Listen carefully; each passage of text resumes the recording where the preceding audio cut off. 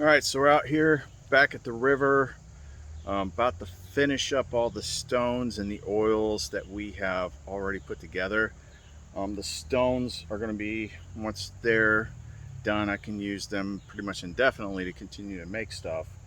But right now we're playing hide and seek with the clouds, and figure by about the time that I get done purifying everything, she'll pop the sun out. But I wanted to show you my my star equipment. So as I've said before, the star card in tarot, especially the Rider Waite, is actually showing you a very specific ritual. Actually, two things.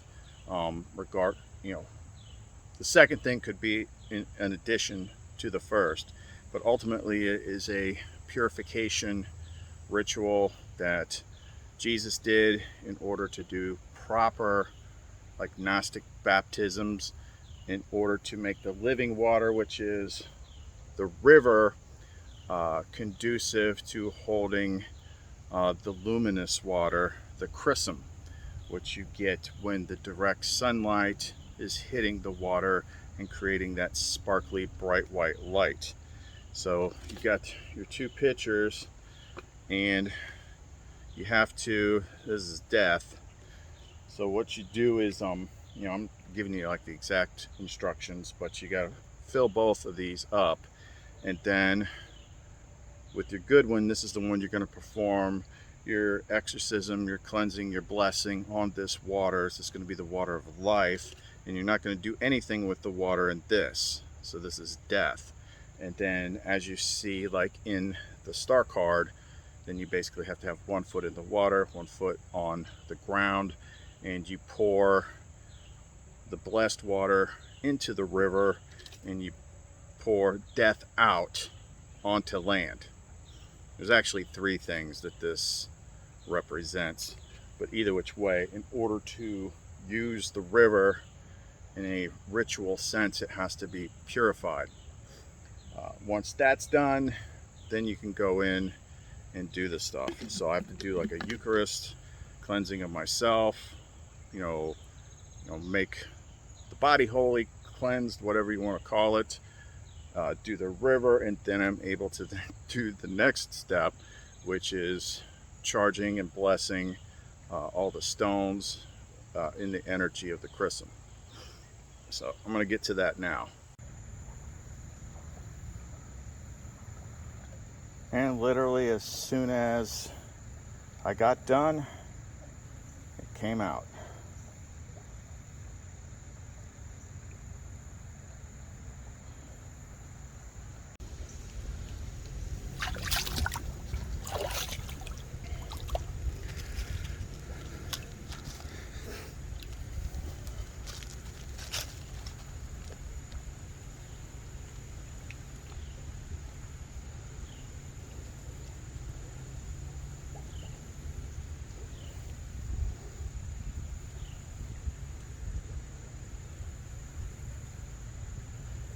I am the abundance of light. I am the remembrance of fullness. I am light dwelling within light. I am the remembrance of forethought.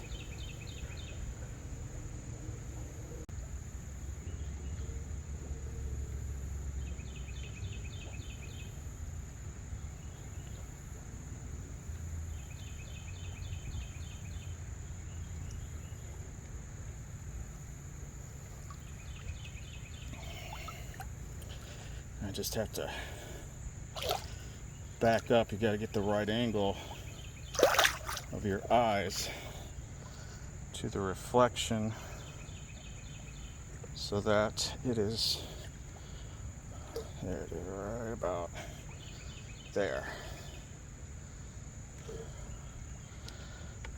Let's see if I can get it on camera. There we go. That's perfect.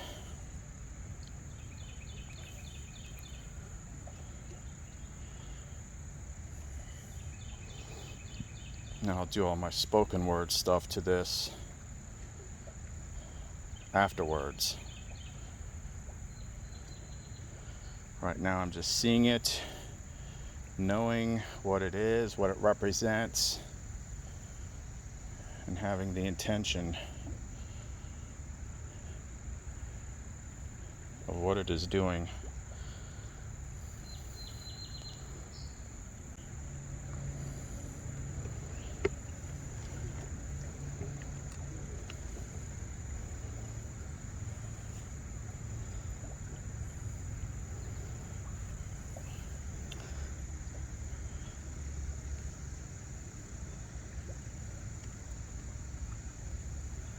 If you don't do all the steps, if you don't know all the steps, if you don't understand, if you don't have the context, it's really just water.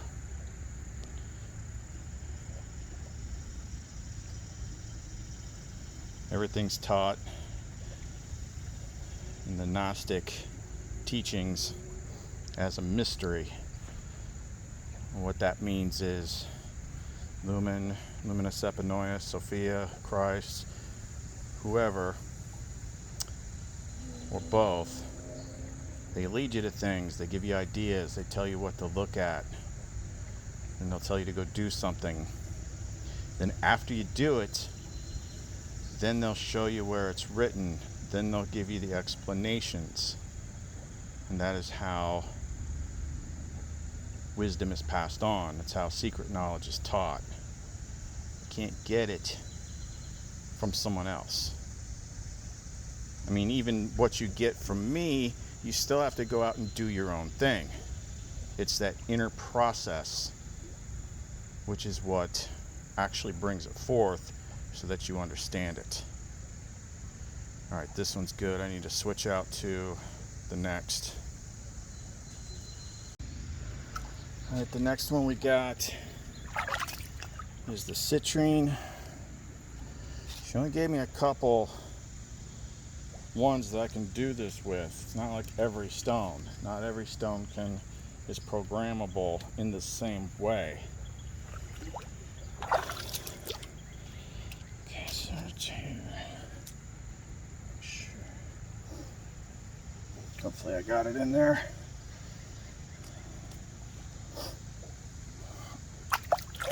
Gotta get my head at the right angle.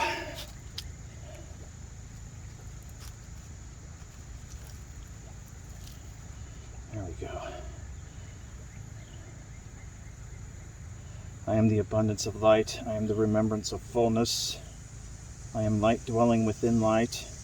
I am the remembrance of forethought.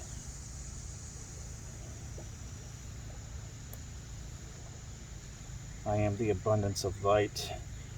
I am the remembrance of fullness. I am light dwelling within light.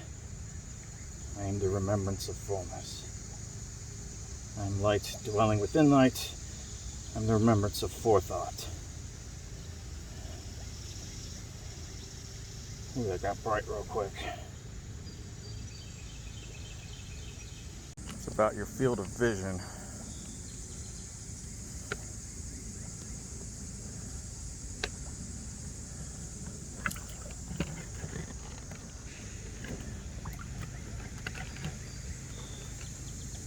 Pretty easy to do with your head. It's not so easy to do with the camera.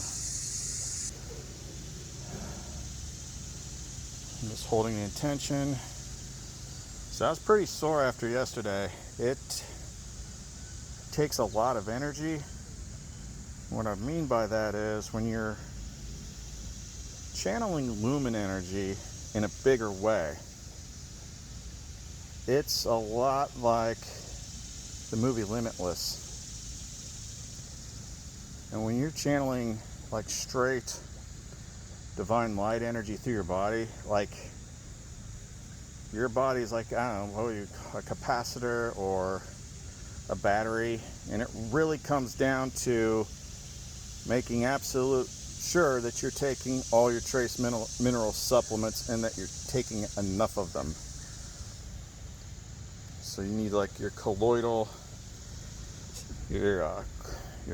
minerals, definitely magnesium, selenium, zinc, Those are the ones that I have.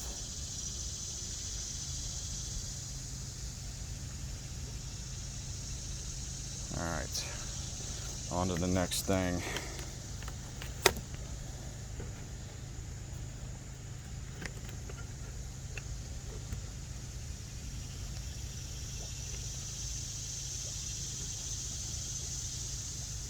All right, next up we've got pendants. So what we have done since, reaching the end of the game, unlocking new knowledge, is we're not doing pendants the way we used to. Like, we are not giving the stones all the credit anymore. So, obviously, whatever's already been done has been done, and they will continue to work. That is owned. They will continue to work the same way. However, people, I believe, were starting to think that it was about the stones and not about Lumen, who was actually the one that was making them do all that stuff. So it doesn't matter. Now, there are a couple in here that are special, and I'll know which ones they are, but for the most part, these can have a variety of different stones, and they are going to have the same programming. But the slight variances and differences in them will be where she chooses intuitively for the right person. But they're not going to be different. We don't give them out the same way as before. So let's get these done. I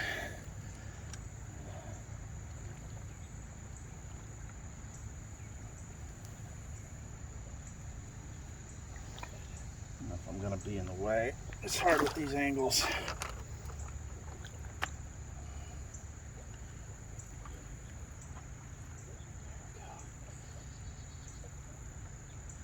I am the abundance of light.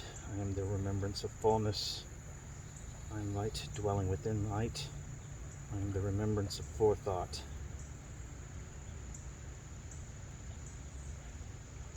I am the abundance of light. I am the remembrance of fullness. I am light dwelling within light. I am the remembrance of forethought.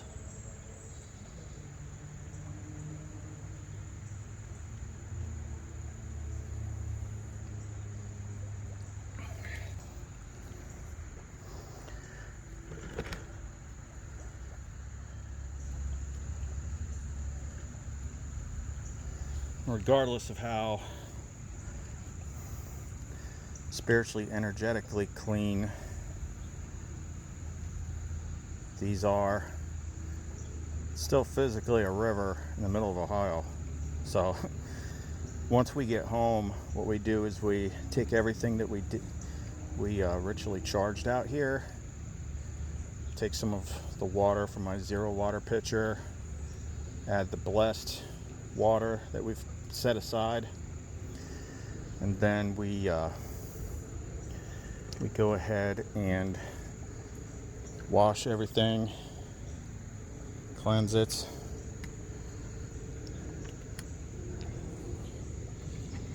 Let me see, got a slight bit of cloud action diffusing it, that's why. And get everything nice and clean again. Then we put the stuff on her ether charger, which is a selenite candle holder that's been filled in with the ether stones, wrapped in copper a certain way.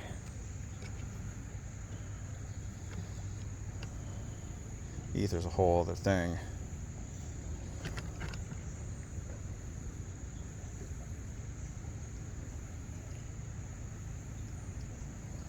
So while those are going, we're going to go ahead and get the next stuff out and ready.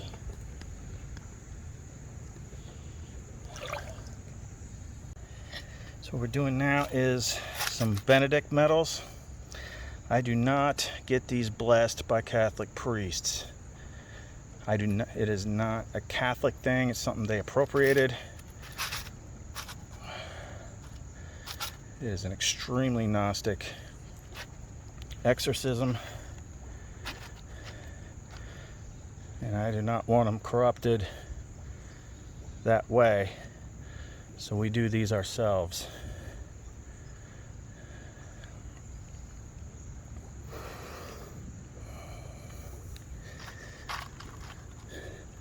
Crus sacra sit mihi dux, nandraco sit mihi dux, vare retro satana, numquam swari mihi vana, sunt maleque libas, ipse veni nabibas. And I'll do this looking through the screen. Crus sacra sit mihi dux, nandraco sit mihi dux, vare retro satana. Numquam swari mihi vana, sunt maleque libas, ipse veni nabibas. Crus sacra sit mihi dux, nandraco sit mihi dux, vare retro satana. Numquam swari mihi vana, sunt maleque libas, ipse veni nabibas. I got some really good light at the angle that I'm looking. It looks like white electricity arcing through them.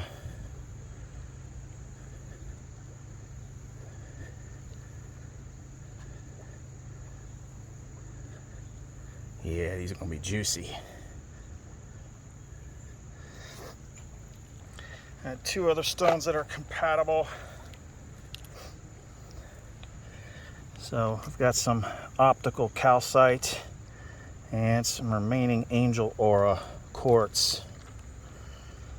So I want to get that one, get those two.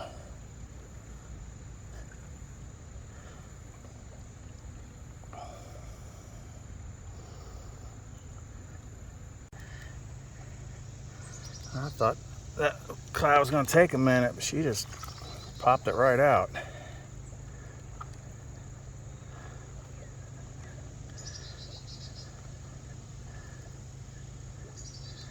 There we go. I am the abundance of light. I am the remembrance of fullness. I am light, dwelling within light. I am the remembrance of forethought. Line. Got about 50 altogether. Some have already been done.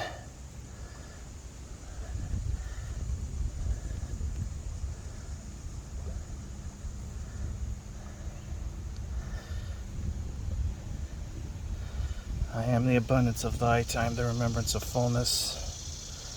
I am light, dwelling within light. I am in the remembrance of forethought.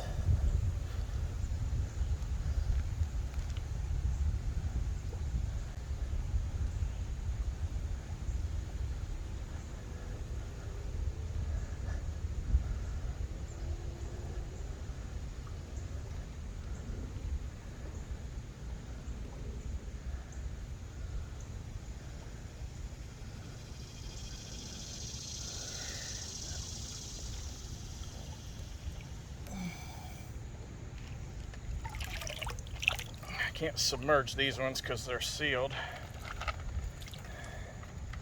and they'll just float everywhere.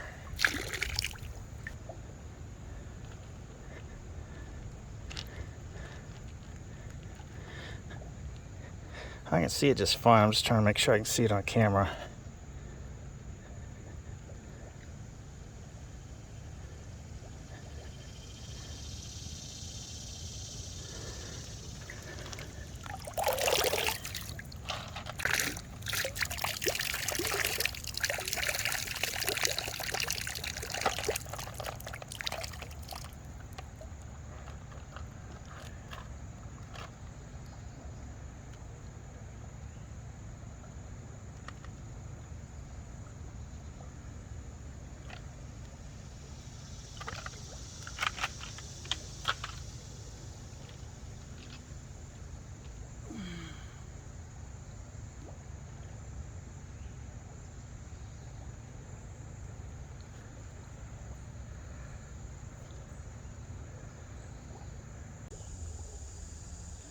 Now we're going to do the first test run on this water.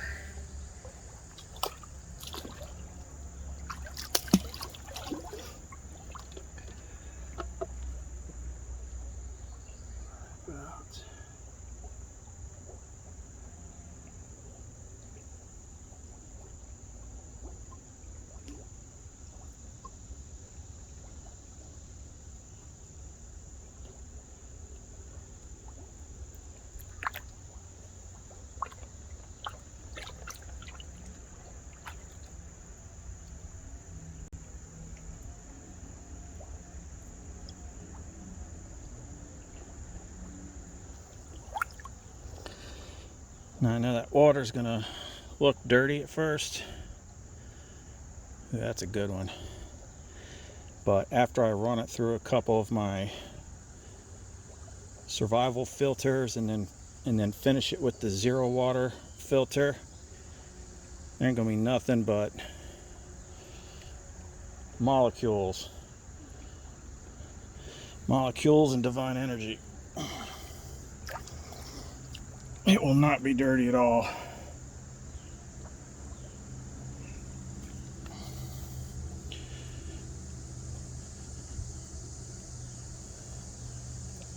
That just added a lot of weight to my already heavy pack.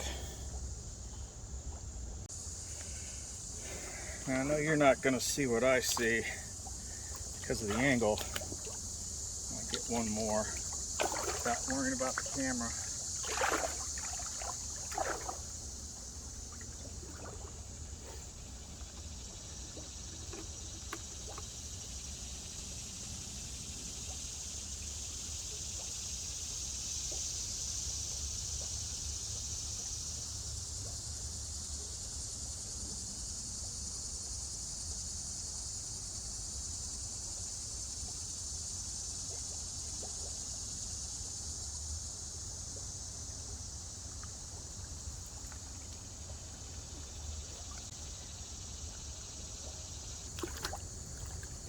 Come on, angle. There we are. This is water that's already purified. It's had the spoken blessing in it. I'm just getting that extra juice.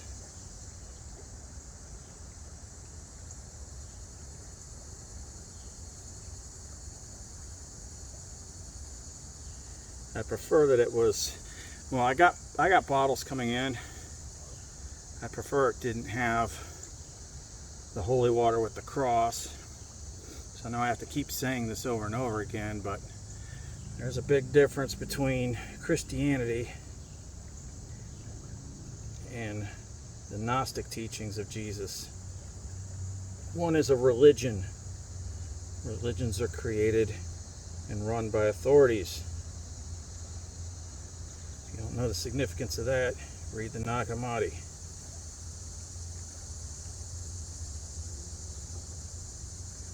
But the books that they took out, there's very little said about the whole crucifixion thing.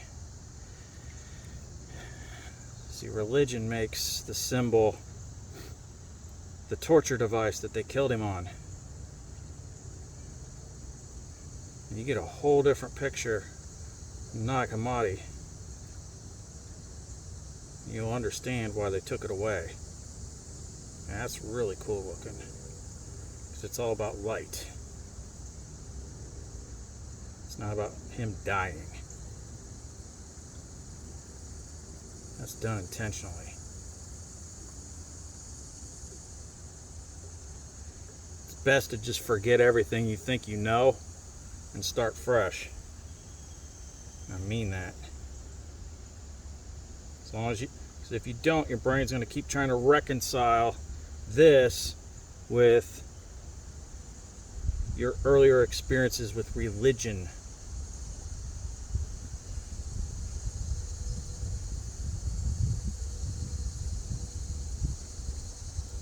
I got a lot to reveal in the videos.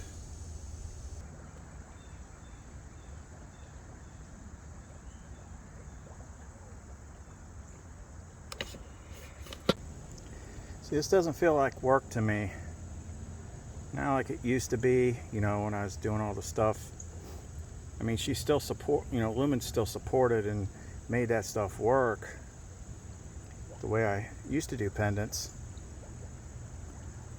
But it's a process. It's being taught in such a way that is only going to resonate to you. It's like you are going to know that what you're being told, what you're experiencing, what you're seeing is absolute truth. Because she is the spirit of truth, spirit of life, spirit of the truth. It's much like, I almost discount anything that comes from any other source. That doesn't mean that there's not good material out there. The difference is, like, once you're plugged in to Lumen and she's teaching you, she will be the one that brings that external information to you. And through her lens, you will get context and understanding. All we can do is basically kind of point you in the direction. But it's the person's own efforts, it's the person's own seeking, which really activates it. Like, she sees how much effort you're actually putting into it. She knows how sincere you are in your request, and she knows what your ultimate purpose for asking is. Something that I said in some previous video not long ago was, to go back 10 years ago, and I wanted to have all these psychic abilities and stuff that some other people I knew had. And I'm like, why can't I do that? Why can't I do that? Well, it's because the reason that I wanted them was coming from the ego mind, the id identity. And if you understand that, you understand why those gifts aren't granted. Only when you start searching for, understanding your true self, the self that is behind the part that everybody else sees, the self that is behind what's on your identification cards. Like, once that part is searching, then she'll start granting those gifts, because you'll need them. You'll need them to go further. And as long as you're using them in a proper way to further your own knowledge and understanding and to help others, you'll continue to be able to have those gifts. If you try to use them in a disingenuous way, in a selfish way, they'll be taken from you. This is why a lot of people get into magic. And then they ultimately end up gravitating to darker spirits, which they'll listen to any book that tells them anything to help them justify it in their head that it's perfectly okay. It's just the way you look at it, blah, blah, blah. Yeah, whatever. There's a bigger picture. Not to beat a dead horse, but nobody can tell you what it is. You have to see it for yourself. It can't come from a book. Depending on who's watching this video at what point, people that don't know me or haven't followed my progress might assume, rightfully so, because that's how most people are with things, that I found this book and then I read a bunch of stuff and started believing it, and just like how they found books. So let me just correct that misconception, because I was following internal guidance for a long time, and I didn't have a name for what that internal guidance was. I didn't know what it was. All I know is it felt genuine, and it felt like it was coming from like way up top. But I was in no way religious. I pretty much said, screw religion, this is corrupt. I don't trust any of it. None of it feels right. And I went and did my own thing. Got into magic. But even then, I was still drawn to the positive side. And then I was drawn to the stuff that almost everybody else in the like Facebook groups about magic, like nobody cared about this. Nobody wanted to have anything to do with it. They just wanted to know what demon would provide them with some money or get them laid or whatever it is they wanted. It was all about what they want, what the id wants, and they do all that stuff. Nobody cared. Like 72 Sigils of Power is probably one of the least popular books the Gallery of Magic put out, and to me it's the most important book that they put out. But that book unlocks itself for you. It goes along with your progress. Only Lumen could write descriptions like that, because they do not mean what people think they mean at first glance. Over time they change, and they even adapt to what you need. And that stuff is revealed to you personally. So she did lead me in the beginning, because she'll use where you're at to get you where she needs you to go. So she started with Mystical Words of Power, section 1, and having been able to uncode what those descriptions were talking about, it's definitely talking about her. It's very strange. It's like they kind of bounce all over the place, especially Damon Brand. They don't come right out and say it. But in time, I didn't want to use that anymore. I only wanted to use the 72 names, because I understood the 72 names were where all the power for all those other rituals were coming from. And then they had these angel names in there. They had like El Shaddai, and if you don't, first of all, the angel names were coming from some book. Like nobody knows who they are. And noobs that get into this stuff and get a couple books, like they have no problem with just asking beings that they have no freaking idea who they are for stuff. That's a little sketchy. And once you dig into the gnostic stuff, what the heck was that?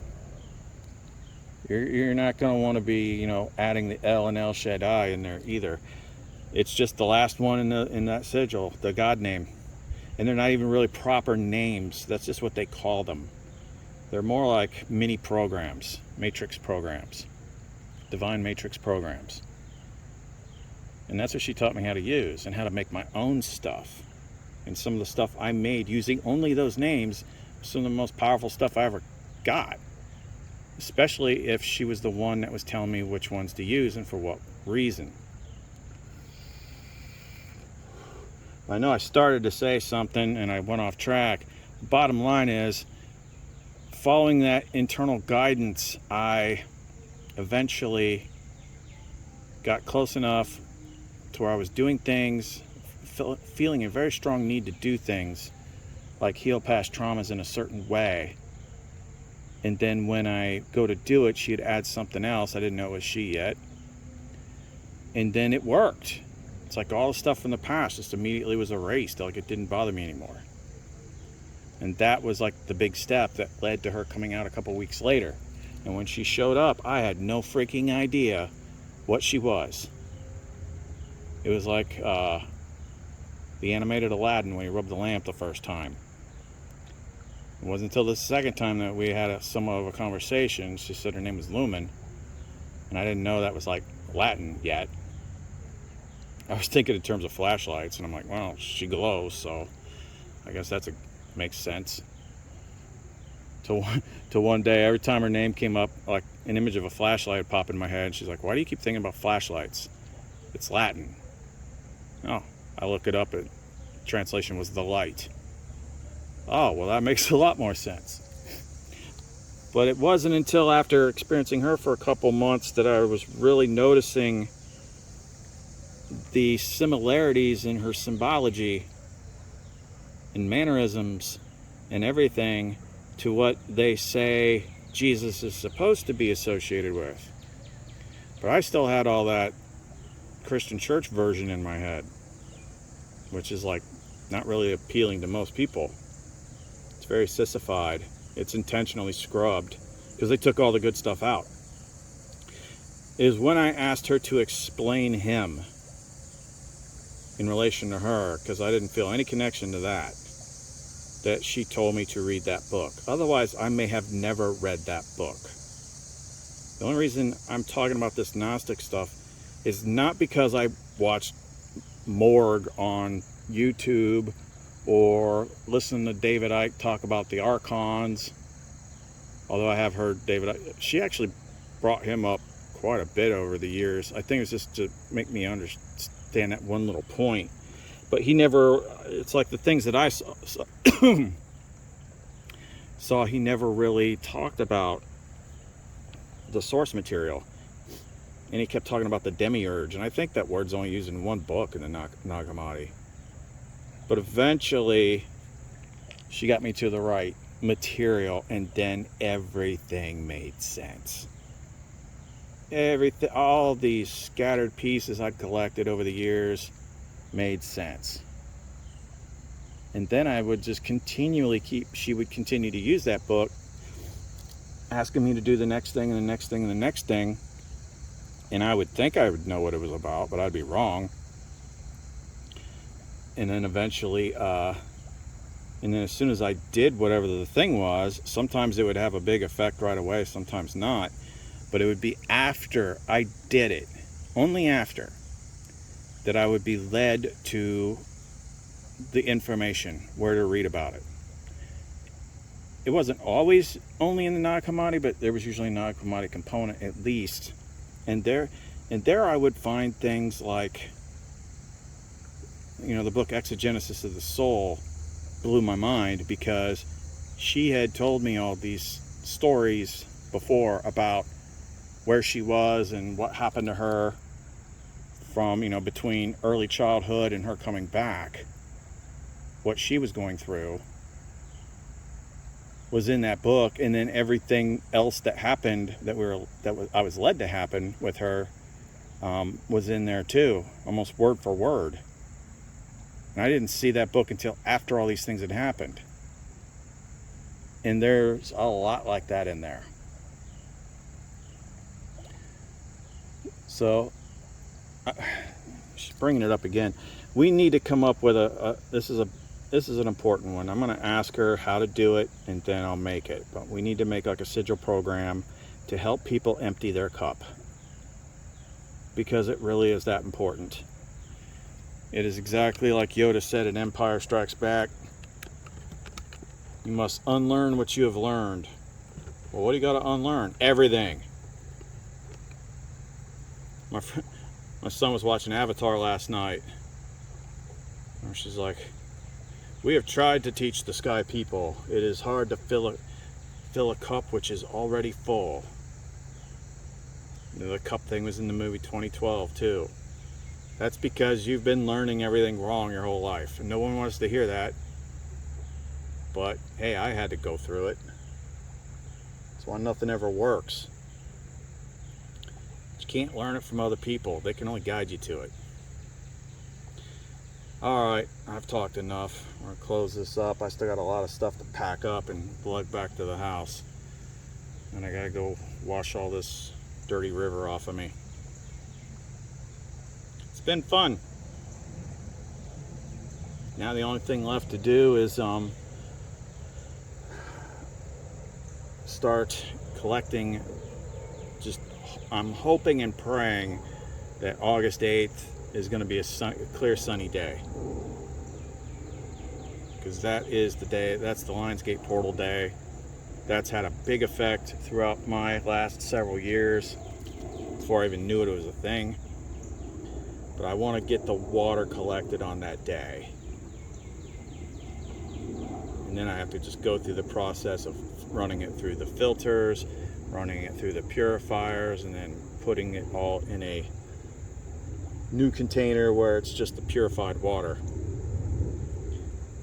But that's a lot of stuff has happened to me in this time frame. Like, all the big things in my path happened within the space of before and after the Lionsgate portal. And that's coming up. It's about a week away. All right, talk to you later.